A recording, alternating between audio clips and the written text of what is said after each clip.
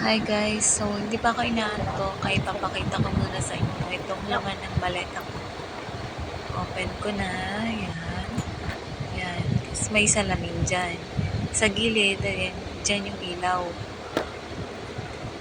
Ayan, tapos may brush, natatanggal yan. Tanggalin ko. Yan. Okay. Right. Tapos ayan, lip gloss, mga lipstick. Magkakaibang shades yan. Medyo magkakamukha lang. Hindi kasi nagkakalayo yung mga kulay.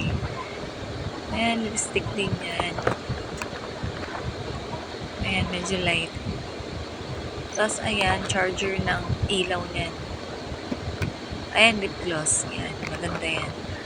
Ayan, then lip gloss. Hydra gloss. Ayan, matte lipstick. And, ayan, puro ganyan, di ba? Hindi masyadong nagkakalayo yung kulay. Ayan.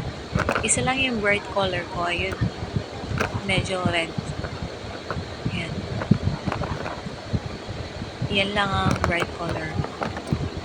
Hindi ko siya tinatry lagi at mahirap tanggalin long lasting. Diyan ko naman nilalagay ang mga concealer at eyeshadow. Yan, puro lahat yan. Concealer lahat yan. Mga liquid concealer. Okay. And then,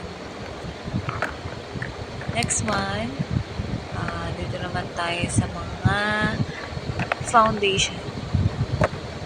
Yan, iba-ibang brand. Ayan, tingnan natin kung sino mas maganda. Okay, so tingnan muna natin yung ilaw. Papakita ko sa inyo yan. Tatlo yan. Okay. Right. Try natin tong easy. May nauna na yung Radiant Glow Filter. Ito pangalawa na to na tinry ko. Hindi ko na nasama sa video yung nauna. Ayan. Ito yung una.